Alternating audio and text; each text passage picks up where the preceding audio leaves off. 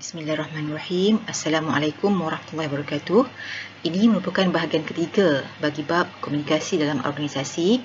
Dalam video ini saya akan menerangkan tentang halangan komunikasi dan etika komunikasi Islam.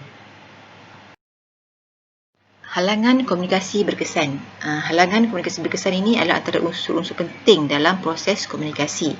Antara halangan yang perlu kita ketahui sebagai communicator ialah halangan fizikal. Contohnya jarak yang terlampau jauh antara communicator dengan penerima maklumat atau resipien. Jadi dalam hal ini, communicator perlu memikirkan platform yang sesuai selain daripada bersemuka. Kerana bersemuka tu mungkin suatu yang agak mustahil untuk dilakukan. Sama ada yang menggunakan kaedah komunikasi bukan lisan, menghantar email, atau sekarang kita dah boleh menggunakan platform atas talian. Contohnya Google Meet, Zoom, Skype dan sebagainya. Video call menggunakan WhatsApp atau Telegram. Sekarang sudah ada banyak platform atau fasiliti untuk memudahkan komunikasi dilakukan. Kemudian halangan kedua ialah halangan sikap penghantar ataupun communicator sendiri. Contohnya mungkin sikap penghantar ni seorang yang bengis ataupun panas baran. Jadi mungkin tidak sesuai untuk kita memilih seorang yang panas baran untuk menasihati seorang yang lain. Jadi mungkin kita boleh pilih orang lain lah. Kemudian halangan sikap penerima. Ini tadi halangan dari sikap penghantar. Ini pula penerima. Penerima ni mungkin seorang yang sukar untuk menerima nasihat ataupun menerima teguran. Jadi mungkin seorang yang ingin menasihatinya perlu menggunakan orang ketiga yang lebih disegani atau dihormati oleh pihak penerima supaya dapat menerima dengan hati yang terbuka lah sebarang teguran yang diberikan. Kemudian yang keempat, halangan alam sekitar. Contohnya untuk memberi suatu ataupun menyampaikan suatu maklumat, perlu kita lihat suasana keadaan sekitar sekeliling bagaimana. Mungkin kalau katakan kita nak bercakap dengan seorang tu tempat yang sesak, ramai orang sebagainya, mungkin perbualan ataupun percakapan, komunikasi tu tak berkesan. Ada yang kita dengar ataupun ada yang penerima dengar dan ada yang dia tak dengar. Jadi perlu cari kawasan yang sesuai. Dan sekiranya kita ingin menyampaikan sesuatu yang maklumat yang lebih sulit, mungkin kita tak selesa untuk cakap di hadapan ramai orang. Kita cari tempat yang lebih tertutup untuk bercakap dengan penerima dengan lebih selesa. Kemudian halangan bahasa. Contohnya kita pergi ke negara luar yang menggunakan bahasa asing. Jadi dalam hal ini kita perlu belajar, antara kaedahnya perlu belajar menggunakan bahasa asing atau menggunakan jurubahasa. Ataupun tak semestinya pergi ke luar negara.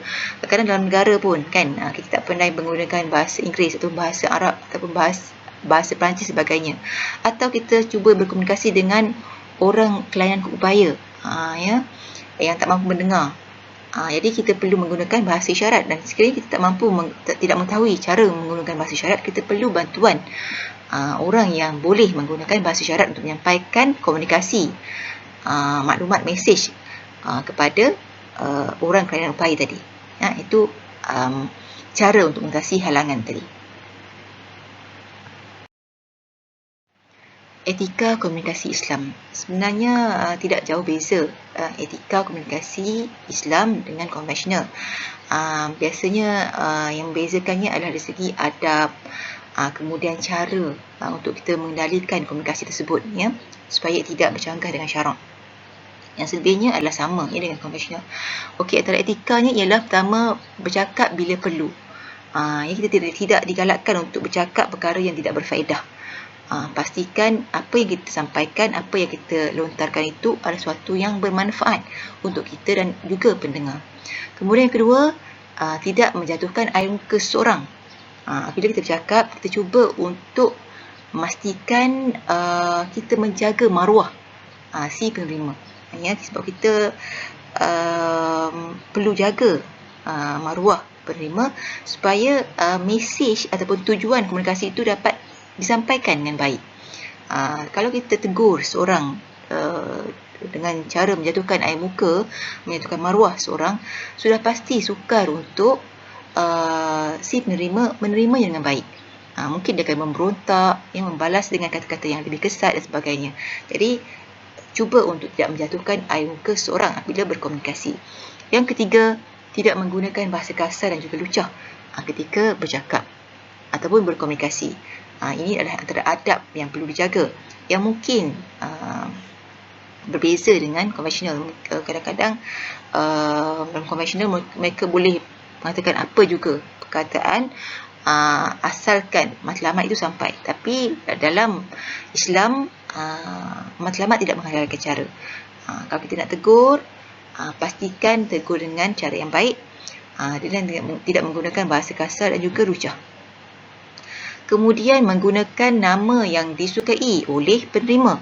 Jangan kita menggunakan gelaran yang tidak disukai. Sebab kalau kita menggunakan gelaran ini, emosi penerima mungkin terganggu dan menyebabkan dia suka untuk menerima mesej yang kita sampaikan. Yang kelima, menghormati pendengar.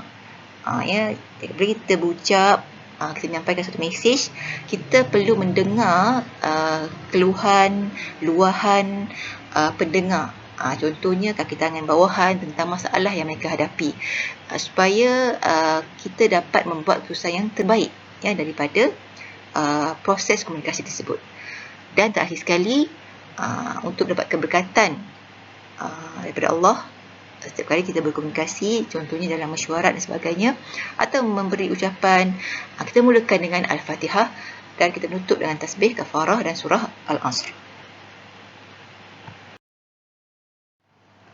Islam sejak awal-awal lagi telah memberikan garis panduan etika mengenai bagaimana caranya seseorang menyampaikan keinginan, aspirasi, tuntutan atau lain-lain. Islam memberikan kebebasan kepada umatnya untuk menyampaikan aspirasi, keinginan atau pendapatnya.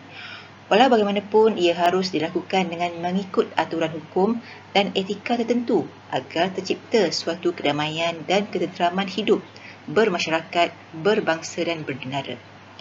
Menurut Jalaluddin Rahmat, ada 5 saranan dalam Al-Quran berkaitan dengan etika komunikasi, iaitu qaulan sadida, qaulan ma'rufa, qaulan baligha, qaulan maysura dan qaulan karima. Kita lihat apakah yang dimaksudkan dengan 5 bentuk komunikasi dalam Islam ini. Etika komunikasi yang pertama ialah qaulan sadida, yang bermaksud perkataan benar, lurus atau jujur, yang diambil dari surah An-Nisa ayat 9. Qaulan sadida berarti perbicaraan yang benar atau jujur. Peach Hall menerjemahkannya sebagai straight to the point, bermaksud lurus, tidak bohong, tidak berbelit-belit. Dalam surah An-Nisa ayat 9 bermaksud, dan hendaklah takut pada Allah orang-orang yang seandainya meninggalkan di belakang mereka anak-anak yang lemah, yang mereka khawatir terhadap kesejahteraan mereka. Oleh sebab itu, hendaklah mereka bertakwa kepada Allah dan hendaklah mereka mengucapkan qaulan sadida, iaitu perkataan yang benar. Dalam tafsir Al-Qurtubi menjelaskan as-sadid sebagai perkataan yang bijaksana dan perkataan yang benar. Ini bermaksud dalam berkomunikasi atau berbicara, kita haruslah menyampaikan kebenaran, fakta, hal yang benar, jujur, tidak berbohong, tidak mereka atau memanipulasi fakta. Ini bertepatan dengan surah Al-Hajj ayat 30 yang bermaksud, dan jauhilah perkataan-perkataan dusta, dan juga maksud hadis yang diriwayatkan oleh Ibn Hibban, iaitu katakanlah kebenaran walaupun pahit rasanya, itu qaulil haqqa walau kana murra. Etika komunikasi yang kedua pula ialah qaulan baligha, iaitu perkataan yang membekas pada jiwa, tepat sasaran, mudah difahami. Ini diambil dari surah An-Nisa ayat 63. Kita lihat ayatnya yang bermaksud, mereka itu adalah orang-orang yang Allah mengetahui apa yang di dalam hati mereka. Kerana itu berpalinglah kamu dari mereka dan berilah mereka pelajaran, dan katakanlah kepada mereka qaulan baligha, iaitu perkataan yang berbekas pada jiwa mereka. Dalam tafsir Al-Maraghi diterangkan qaulan baligha iaitu perkataan yang bekasnya hendak kamu tanamkan di dalam jiwa mereka. Ia bermaksud informasi yang disampaikan kepada masyarakat hendaklah berupa kata-kata yang mampu membekas pada jiwa seseorang. Kesan media dan pengaruh pemimpin dianggap sebagai semula jadi. Khalayak sememangnya boleh dipengaruhi, maka hubungan media massa dan pemimpin harus dikaji untuk memberi cadangan bagaimana pengaruh ini boleh diperbaiki. Persoalannya ialah setakat mana etika ini diamalkan dan disebarkan oleh mereka yang terlibat secara langsung maupun tidak langsung dalam dunia komunikasi. Prinsip komunikasi yang efektif perlu tepat sasaran, mudah difahami atau straight to the point, tidak berbelit-belit agar komunikasi dapat tepat sasaran. Gaya bicara dan pesanan yang disampaikan hendaklah disesuaikan dengan kadar intelektual sasaran dan menggunakan bahasa yang difahami oleh mereka. Itu dimaksudkan dengan kaulan balighah. Seterusnya, etika komunikasi ketiga ialah kaulan maisura, iaitu perkataan yang ringan. Ini diambil dari surah Al-Isra ayat 28. Maksud ucapan yang menyenangkan. Maisura tu menyenangkan. Lawannya adalah ucapan yang menyulitkan. Kaulan maisura mengandungi ungkapan yang menggembirakan, perkataan yang mudah dan pantas. Kemudian etika komunikasi yang keempat ialah kaulan layyinan, iaitu maksud perkataan yang lemah lembut. Diambil dari surah Taha ayat 44.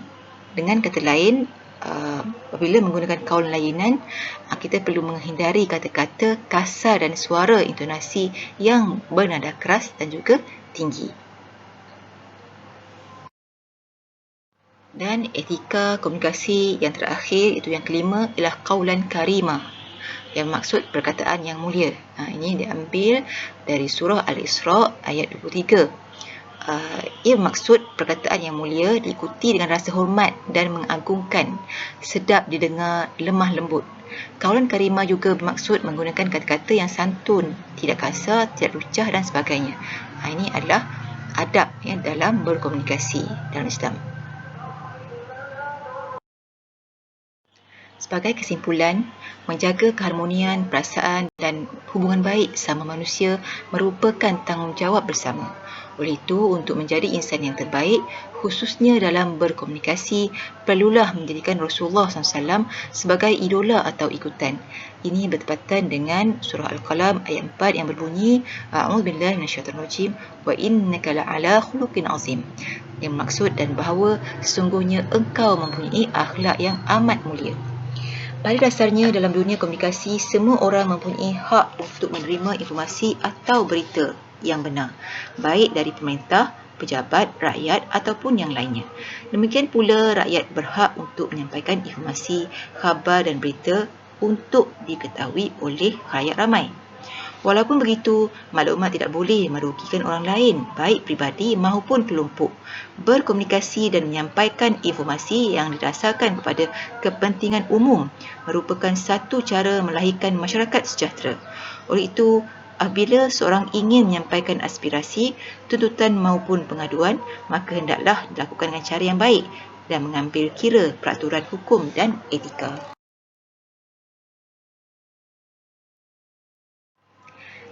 Sekarang itu dahulu, saya akhiri video ini dengan kata-kata daripada Peter Drucker, "The most important thing in communication is hearing what is not said."